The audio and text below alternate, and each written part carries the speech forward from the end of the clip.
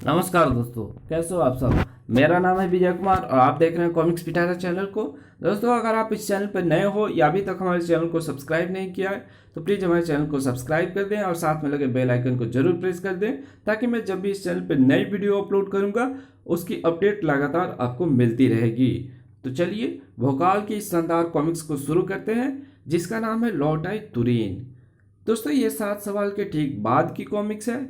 7 सवाल में भोकाल ने तुरीन को वापस जीवित कर लिया था और ये उसके बाद की कॉमिक्स है। तो चलिए शुरू करते हैं। देख सकते हैं इसका कवर पृष्ठ कुछ इस तरह का है।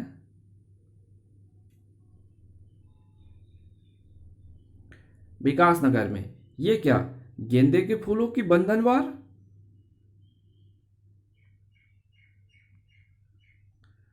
उसे गेंदे के नहीं, गुलाब के फूल पसंद है। इनकी जगह गुलाब के फूलों की बंधनवार लगाओ। जो आ गया महाबली। अरे, ये स्वागत द्वार अभी तक तैयार नहीं हुआ। तुम्हें समय का कुछ ध्यान है? जी हाँ महाबली, इस द्वार पर स्वागत संध्या के समय होगा। और आप चाहें तो संध्या तक हम यहाँ ऐसे 20 स्वागत द्वार तैयार कर सकते हैं। आप तो वैसे ही उतावले हुए जा रहे हैं महाबली। वो अच्छा, अब ज्यादा बातें मत बनाओ, अपना कार्य करो। उफ, समय बहुत कम और काम बहुत ज्यादा है। ही ही ही ही ही। कैसे होगा सब। आज भोकाल सचमुच बहुत उतावला था। और भोकाल का ये उतावलापन किसी से छिपा नहीं था, न प्रजावासियों से और ना उसकी पत्नियों से। रूपसी बहन, महाबली को आज आखिर हुआ क्या है? आज भी इतना खुश दिख रहे हैं कि उनके पांव जमीन पर नहीं पड़ रहे हैं। सारे भवन को दुल्हन की भांति सजवा रहे हैं।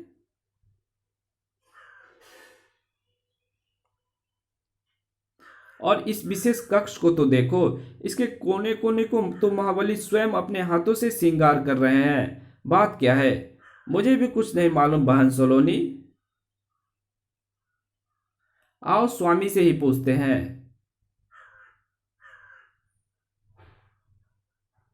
रूपसी और सोलोनी को देखकर भोकाल पहले ही बोल उठा।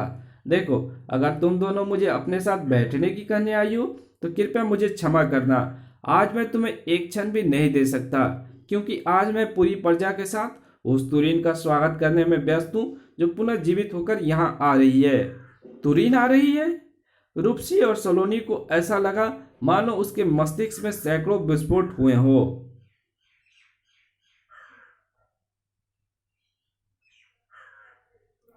स्तब्धता के समुद्र में खोते उनके मस्तिष्क को भोकाल की आवाज वर्तमान के धरातल पर लाई। अरे, क्या हुआ? तुम दोनों इस तरह जड़सी कैसी हो गई? अरे भाई, मैं तुमसे कोई मजाक नहीं कर रहा हूं। मैंने 7वें आकाश पर जाकर महामृत्यु देव से अपनी तुरीन की आत्मा को वापस तुरीन के शरीर में डालकर उसे जीवित भी कर लिया है। और अब तुरीन हमारे जीवन में वापस आ रही है। अरे, तुम दोनों तो अभी तक स्तब्ध खड़ी हो। अरे भाई, मेरी तुरीन वापस आ रही है। क्या तुम तुरीन के वापस लौटने से खुश नहीं हो? हाँ हाँ, मैं बहुत खुश हूँ। मैं भी। तो फिर खड़ी क्यों हो? नाचो गाओ, मेरी तरह खुशियां मनाओ। हमारी तरह ही तुरीन भी महाबली भोकाल की पत्नी है। हमारी वो सौत जो हमारे पति की सबसे प्रिय पत्नी है।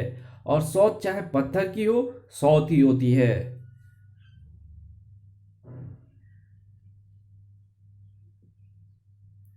तो क्या हमें अपनी उस सौत की वापसी पर वास्तव में खुशियां मनानी चाहिए?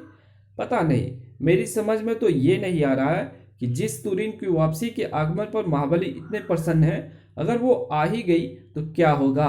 क्या महाबली उसी में खोकर नहीं रह जाएंगे? क्या तब हम महाबली पर अपना अधिकार जमा पाएंगी? क्या उसके आगमन से हम अपेक्षित सी नहीं होकर रह जाएंगी? ऐसा नहीं होगा, कदापि नहीं होगा। कोई चाहे या ना चाहे, तुरीन को तो आना ही था। जिस गजराज का महारानी जी की सवारी के लिए उपयोग किया जाता है, उसे आपकी सवारी के लिए विशेष रूप से लाया गया है। कृपया गजराज पर बैठकर अनुग्रहित कीजिए। महाबली कहीं नहीं दिख रहे हैं सेनापति जी। वे आंखें बिछाए राजमहल में आपकी प्रतीक्षा कर रहे हैं। आप चलिए। तुरीन गजराज पर बैठ गई। इसी के साथ महाबली पत्नी तुरीन की जय कर लो। इस चुड़ैल की जय जयकार कुछ देर और कर दो। कुछ देर बाद तो तुम्हें इसकी लाश पर हाहाकार करना होगा। उस साये के हाथ में थमे यंत्र से निकली किरणें और उन किरणों का शिकार बना वो हाथी जो अपने शांत और सभ्य व्यवहार के लिए प्रसिद्ध था।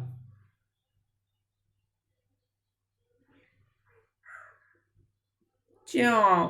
ओह ओह, एकाएक गजराज को क्या हुआ? वो बिदक क्यों क्यों गया? ओह, उसने तो महाबली की पत्नी को अपने ऊपर से गिरा दिया। ओफ। और अब देखो, वो उन्हें अपने पैरों से कुचलने बढ़ रहा है। मेरे होते महाबली की पत्नी का बाल भी बांका नहीं हो सकता। आओ। आह। धड़ाक। और अब च्याओ।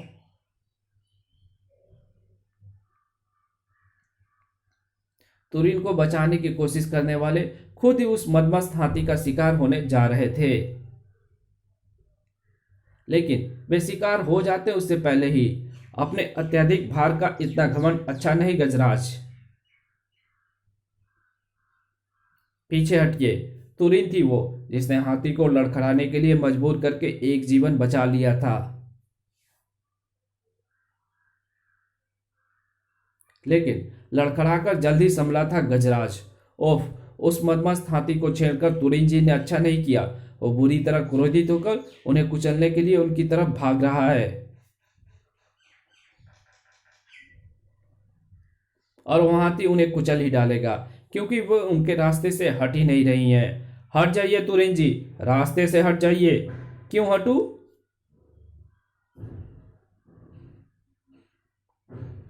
क्या मुझे ऐसे उदंडों से निपटना नहीं आता? तुरीन अब तक ऐसे सहस्त्रों उदंडों से निपटी है। च्याओ।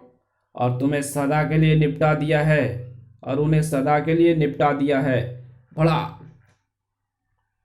तुरीन के उस प्रचंड प्रहार ने गजराज को जमीन पर और उसके क्रोध को आसमान पर पहुंचा दिया। उफ। इसमें तो बला की फुर्ती है। किसी हाथी में मैंने पहले कभी इतनी फुर्ती नहीं देखी। क्या चक्कर है? कुछ समझ में नहीं आ रहा है। उफ। ओह तुरीन। भारी भरकम शरीर वाले गजराज की फुर्ती बढ़ती ही जा रही थी। इसी के साथ तुरीन की मुसीबत भी बढ़ रही थी। ओफ। इसकी इसकी उदंडता पल प्रतिपल बढ़ती ही जा रही है। मुझे इसे तुरंत काबू में करना होगा, और उसके लिए ये मोटी मोटी रस्सियां एकदम ठीक रहेगी। च्याओ। मोटी मोटी रस्सियां ने हाथी को तो जकड़ दिया, लेकिन जकड़े ना रह सकी। कड़ा। ओह। सड़ाक। उफ। उफ। हर पल के साथ इसकी भयंकरता बढ़ती ही जा रही है। इस तरह तो यह मेरे साथ साथ यहाँ मौजूद सैकड़ों व्यक्तियों के प्राण ले लेगा। मुझे इसे शीघ्र अतिशीघ्र रोकना होगा। परंतु कैसे? कोई बात इस पर प्रभाव डाल ही नहीं रहा। किसी बंधनों में ये बंध ही नहीं रहा। काश मेरे पास मेरे प्रलंकारी अस्त्र प्रहरा होता तो मैं इस कार्य को चुटकियों में कर देती, परंतु प्रहरा तो इस समय ना जाने कहाँ है। ओह, ये समय प्रहरा के बारे में सोचने का नहीं, बल्कि ये सोचने का है कि इस हाथी की शैतानियों पर अंकुश कैसे लगाया जाए। ओह, हाथी को काबू में करने का सबसे उचित अस्त्र होता है अंकुश। इसे काबू में करने के लिए मुझे भी अंकुश चाहिए। मुझे अंकुश का निर्माण करना होगा, और उसके लिए मुझे चाहिए ये बड़े बड़े छेदों वाली मोटी लौ छड़े। और भाले का यह मजबूत फल जिसे मोड़कर और जिसे इस लौ छड़ के छेदों में फंसाकर बनाया जा सकता है एक ऐसा काम चलाऊ अंकुश जो इस मदमस्त हाथी को काबू में करेगा। धड़ाक।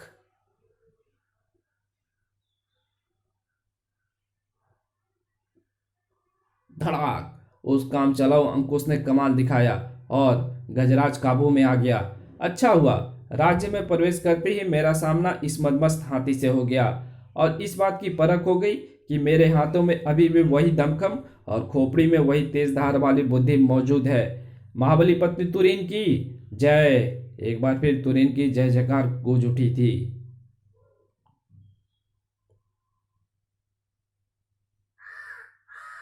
एक बार फिर उस साये की आंखों में क्रोध का तूफान उमड़ पड़ा था। मैंने तुरीन की शक्ति को बहुत कम आंका। मैंने उसे अबला समझा था, लेकिन वो तो बला निकली। और अब तो उसे उस विचित्र राजरथ पर बिठाकर ले जाने की तैयारी चल रही है, जिसमें वे 7 अश्व जुते हुए हैं, जिनके बारे में प्रसिद्ध है कि उन पर सवारी करने वाला सवार अपने गंतव्य तक अवश्य पहुंचता है।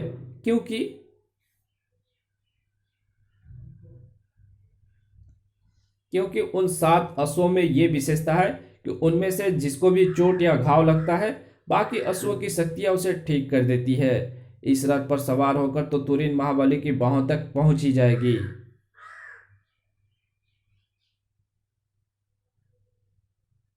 नहीं, ऐसा नहीं होना चाहिए। किसी भी दशा में नहीं होना चाहिए। राजरथ के घोड़े तुरीन को लेकर आगे बढ़ चुके थे।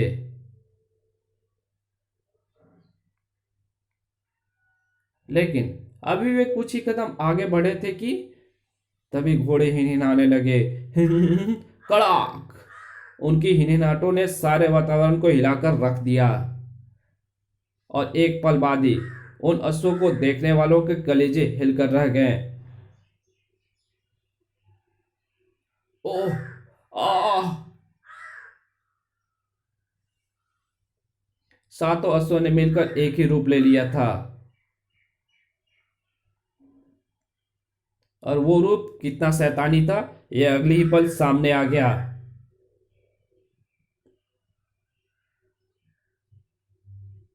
एक क्षण बाद ही उस शैतानी रूप का निशाना भी उसके सामने था, तुरीन के रूप में।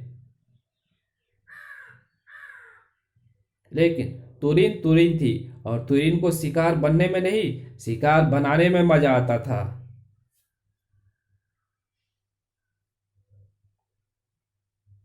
लेकिन उस शैतान का निर्माण ही शिकार करने के लिए हुआ था। धड़ाक।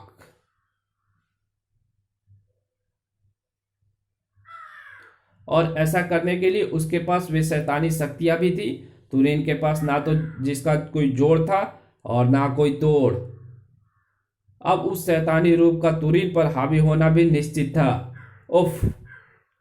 और उसे शिकार बना लेना भी।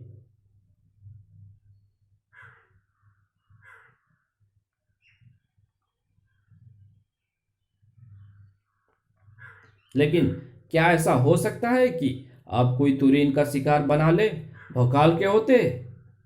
ओह, तुरीन पर विचित्र आक्रमण हुआ है, ये सूचना पाकर अगर मैंने भोकाल बनकर यहाँ पहुंचने में जरा भी देर कर दी होती तो इसने तो तुरीन को मार ही डाला था।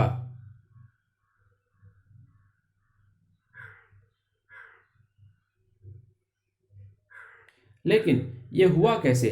राजरथ के 7 अश्वों ने इकट्ठे होकर ये भयानक शैतानी रूप कैसे ले लिया?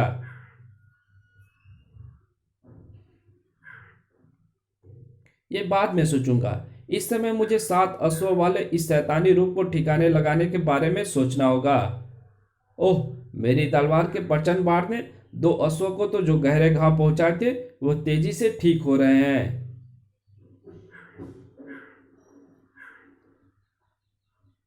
इन्हें समाप्त तो करना ही होगा, नहीं तो ये मुझे और तुरीन दोनों को समाप्त कर डालेंगे।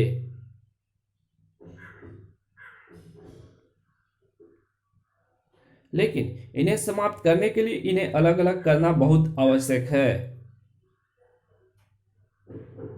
इस शैतानी रूप पर तो पूरा प्रभाव तभी पड़ेगा जब इसके सातों अश्वों को एक साथ प्रहार होगा। परंतु ऐसा कैसे होगा?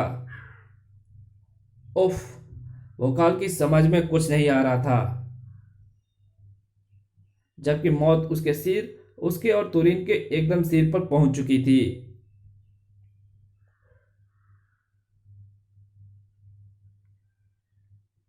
और तब जब वो मौत की कुछ ही अंगुल दूर थी, तब भोकाल के मस्तिष्क में कौधा वो बिजली।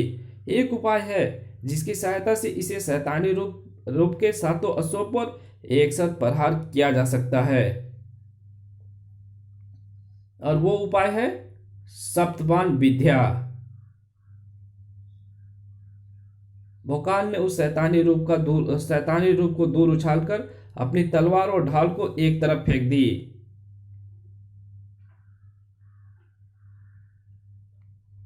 और संभाल लिया वो धनुष। अगले ही क्षण, जिस पर एक साथ 7 बाण चढ़े हुए थे, पलक झपकते ही झंझनाई धनुष की प्रत्यंचा, छूटे एक साथ 7 बाण। और दूसरे क्षण वे सातों अश्व एक दूसरे से अलग हो चुके थे, और इसी के साथ वो शैतानी रूप समाप्त हो गया।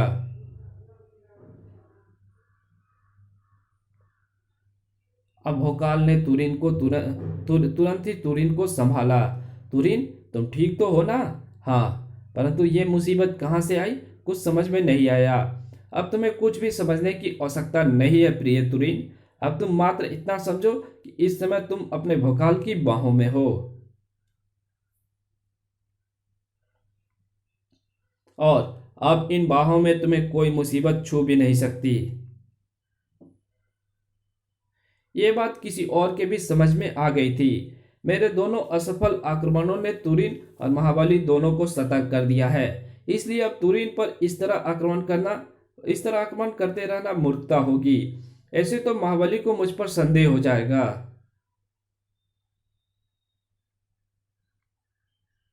ऐसा नहीं होना चाहिए, इसलिए मुझे अपनी रणनीति बदलनी होगी। मुझे आक्रमण दूसरे तरीके से करना होगा, तब तक जब तक महाबली के जीवन से दूर नहीं हो जाती। तुरीन, स्वागत है। विकास नगर के राजमहल में तुम्हारा स्वागत है तुरीन।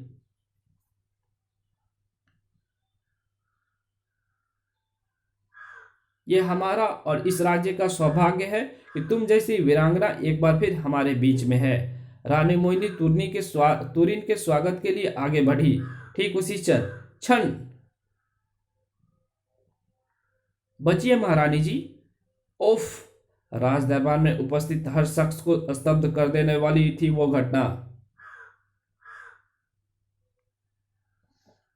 राज ज्योतिषी ने उस स्तब्धता को तोड़ा।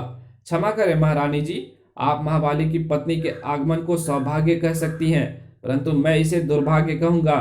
राज ज्योतिषी जी, ये आप क्या कर रहे हैं?